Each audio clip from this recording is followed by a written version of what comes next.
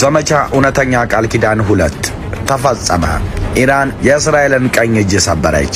F-35 ጀቶች ወደሙ።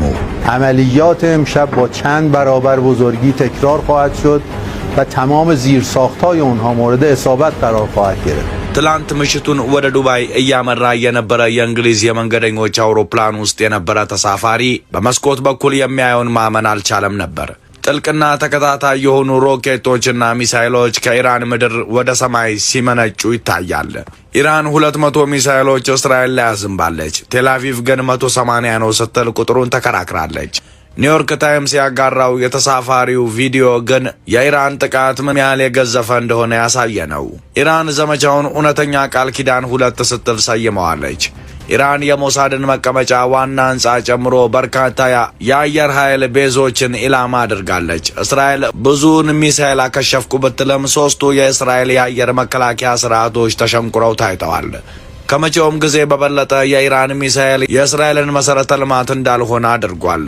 ሰላም ጤና ይስጥልን። ሰሞነኛ ሰምታችኋል ነው። የኢራን እውነተኛ ቃል ኪዳን 2 ምን አሳካ? እስራኤልን ያሳመመው ጥልቅ ጥቃትን አበጥረን እንመለከታለን። የእስራኤል ቀኝ እጅ ክፉኛ መመታቱን ከዘገባችን ይሰማሉ። የኔታንያሁ የዋሻ አዳርንም እንነግራቸዋለን። አብራችሁን ቆዩ። የተመታው የእስራኤል ቀኝ እጅ። ኦክቶበር 1 ምሽቱን የተቀጣጠለው የኢራን ሚሳኤል ጥቃት ጎላ ያለ ጉዳት በተለይ በእስራኤል አየር ኃይል አቅም ላይ ያሳረፈ ነበር። የእስራኤል ዘመነኛ የአየር ኃይል አቅም የተከማቸበት ልዩ የአየር ቤዝ እንዳይሆን ሆኗል። ቴህራን ኔቫቲም ኤር ቤዝን ኢላማ አድርጋ በርካታ ሚሳኤሎችን ማሳረፍ ችላለች።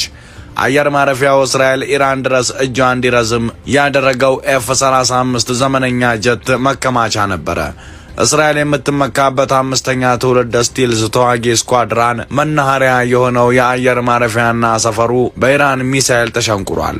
እስራኤል ሊባኖስንም ሆነ የመንን አልፋም ቴህራንን የምትደበድብበት መነሻው በኢራን የምሽት ዘመቻ እንዲኮላሽ ተደርጓል።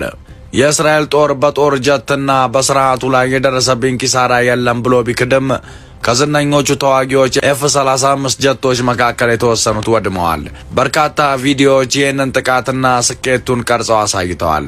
የዳዊት ወንጭፍም ሆነ የብረቱ አይረን ዶም ሊመክታቸው ያልቻለ ሚሳኤሎች ቴልአቪቭ ላይ ጭምር ከፍተኛ እሳት ሲፈጥሩ ታይተዋል። በቴልአቪቭ እምብርት ላይ የሚገኘው የሞሳድ ዋና መቀመጫ ህንጻ የኢራን እሳት ከነካቸው መካከል ነው። በጥቃቱ ህንጻውን ነድሎታል። እውነተኛ ቃል ኪዳን 2 የኢራን ዘመቻ